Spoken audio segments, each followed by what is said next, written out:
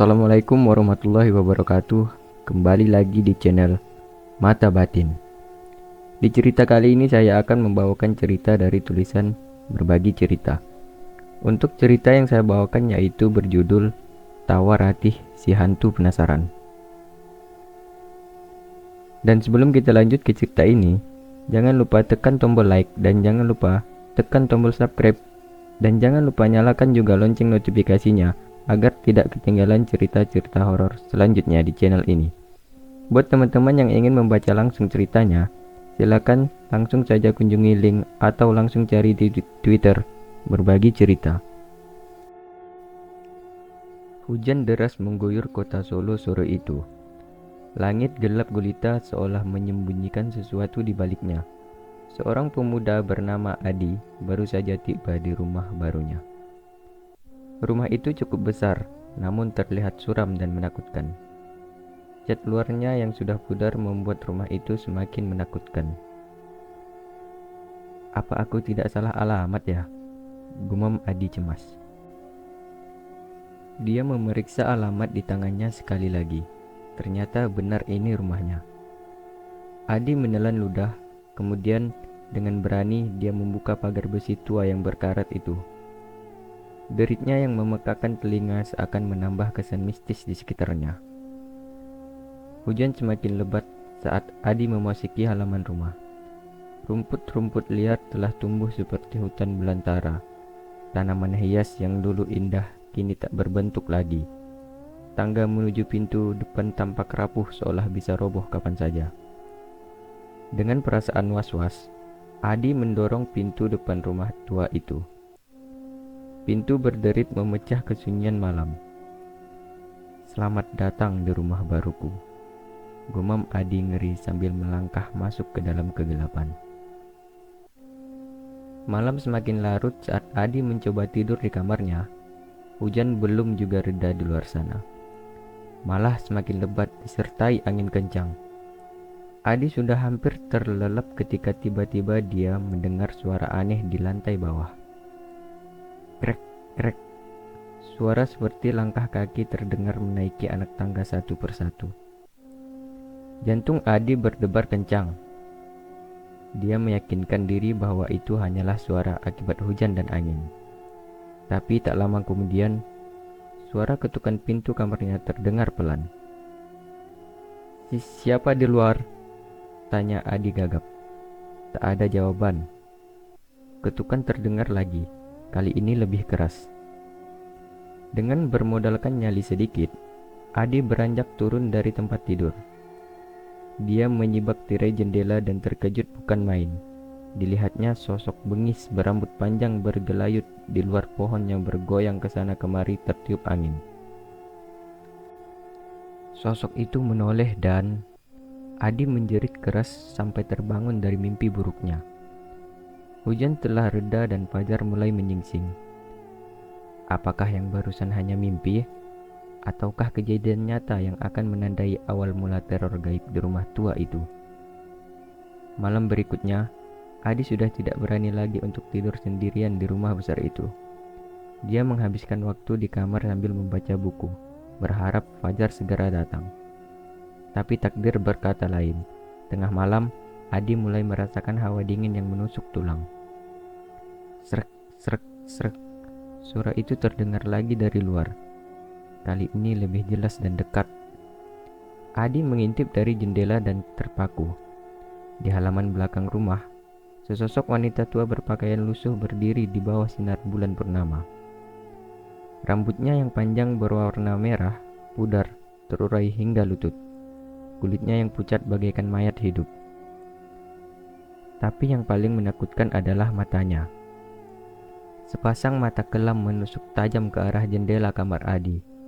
Sesaat mereka berpandangan, lalu sosok itu menggelengkan kepalanya dengan cepat sambil tersenyum aneh. Bulu kuduk Adi meremang menyadari sosok di halaman itu bukan manusia. Ia perlahan menghilang dalam sekejap. Hantu, bisik Adi ketakutan. Semalam dia terjaga dengan keringat dingin. Mencoba meyakinkan diri bahwa penampakan tadi hanyalah hayalan semata. Keesokan harinya, Adi memutuskan untuk menyelidiki lebih lanjut mengenai hantu wanita yang dilihatnya. Dia menemui tetangga terdekat dan menceritakan pengalamannya. Astaga, jadi hantu itu muncul lagi ya? Kata Mbah Swati ngeri. Dia pun menceritakan sejarah rumah tersebut. Dahulu, rumah itu ditinggali seorang wanita tua bernama Ratih. Meski sudah lanjut usia, Ratih masih cantik jelita sehingga memikat perhatian pria muda bernama Subandi. Mereka pun menjalin hubungan diam-diam. Suatu hari, terjadi pertengkaran hebat antara Ratih dan istri sah Subandi. Istri Subandi sangat cemburu dan mengira Ratih telah merebut suaminya. Malam itu, istri Subandi datang ke rumah Ratih dan terjadi perkelahian. Mayatnya dikubur di halaman belakang. Sejak saat itu, kisah Mbah Swati kadang muncul hantu wanita tua di lokasi pembunuhan dahulu. Korban balas dendam karena terbunuh tidak merdeka, ujarnya. Setelah mengetahui kisah sebenarnya, Adi semakin waspada. Meskipun begitu, kejadian-kejadian aneh di rumah itu seolah tak kunjung berhenti. Suatu malam, Adi terbangun oleh suara isak tangis yang memilukan. Ketika dibukanya tirai, Adi terkejut oleh sosok hantu Ratih yang berdiri di depan jendela kamar. Air mata darah mengalir deras dari matanya. Wajahnya menyeret kemarahan yang mendalam. Balas dendam, desis Ratih menakutkan. Tangannya terulur seolah ingin mencengkram Adi. Adi menjerit ketakutan dan sejak saat itu, trauma berat menghantuinya. Ia sering terbangun di tengah malam dengan mimpi buruk yang sama. Perlahan, hantu Ratih semakin menuntut balas. Barang-barang di rumah berpindah sendiri, suara isak tangis terdengar dimanapun. Adi semakin takut berada di rumah itu sendirian. Ia nekat meminta bantuan Mbah Dalang, dukun keliling desa yang terkenal. Semoga Mbah Dalang bisa mengusir roh jahat Ratih sebelum terjadi hal yang tidak diinginkan. Mbah Dalang tiba di rumah Adi sambil membawa peralatan ritualnya. Ia memeriksa seluruh rumah, berusaha mendeteksi keberadaan arwah jahat Ratih. Arwahnya kuat, pasti sebab belum diampuni, kata Mbah Dalang. Ia pun memulai ritual pengusiran setan dengan membakar dupa dan membacakan doa-doa. Awalnya terdengar jeritan melengking dari halaman belakang. Sepertinya upaya Mbah Dalang berhasil mengganggu Ratih. Namun tiba-tiba saja langit-langit rumah bergetar hebat disusul tetesan darah yang mengucur dari dinding.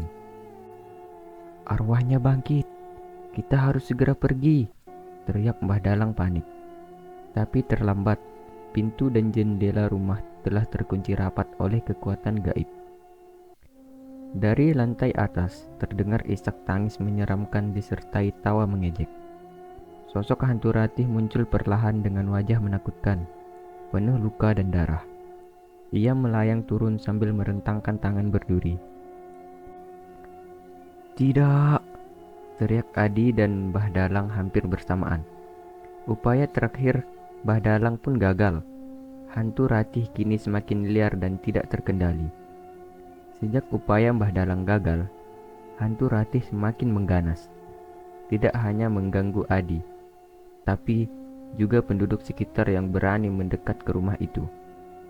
Suatu malam, seorang remaja bernama Reno nekat masuk ke halaman rumah untuk mencuri barang berharga. Tak lama, terdengar jeritan memilukan dari dalam. Keesokan harinya, mayat Reno ditemukan tersangkut di pohon, dengan mata yang copot dan mulut robek lebar. Kematian misterius Reno membuat panik warga desa. Mereka curiga ada kutukan di rumah tua itu. Namun penasaran, seorang pria bernama Bambang masuk ke rumah bersama beberapa temannya. Mereka ingin menginvestigasi sendiri. Malam itu, desa dilanda badai besar disertai petir yang menyambar. Keesokan harinya, mayat Bambang dan kawannya tidak ditemukan. Hanya sepatu kotor berlumuran darah yang tertinggal. Sejak saat itu, desa berangus ketakutan akibat teror gaib rumah tua berhantu. Bahaya semakin mengancam nyawa Adi yang tersisa. Hanya tersisa Adi seorang diri menghadapi teror hantu Ratih. Setiap malam, dia mendengar bisikan menakutkan memanggil namanya. Lukisan-lukisan di rumah berubah menjadi wajah mengerikan. Suatu hari, Adi berusaha kabur dari rumah itu. Namun saat membuka pintu, sosok hantu Ratih menguasai seluruh penglihatannya. Wajahnya penuh kebencian dengan mata kelam yang kosong. "Kau tak bisa lari selamanya di sini," desis Ratih menakutkan.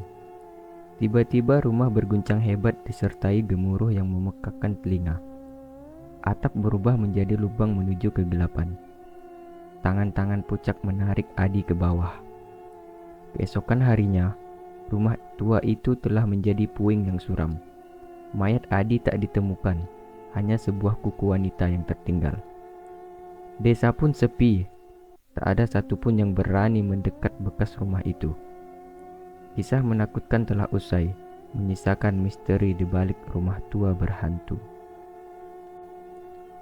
Oke teman-teman, sekian untuk kisah kali ini. Semoga apa yang sudah saya sampaikan dalam kisah ini dapat dijadikan pembelajaran untuk kita semua. Dan buat teman-teman yang baru bergabung, jangan lupa tekan tombol like, komen, share, dan subscribe channel ini.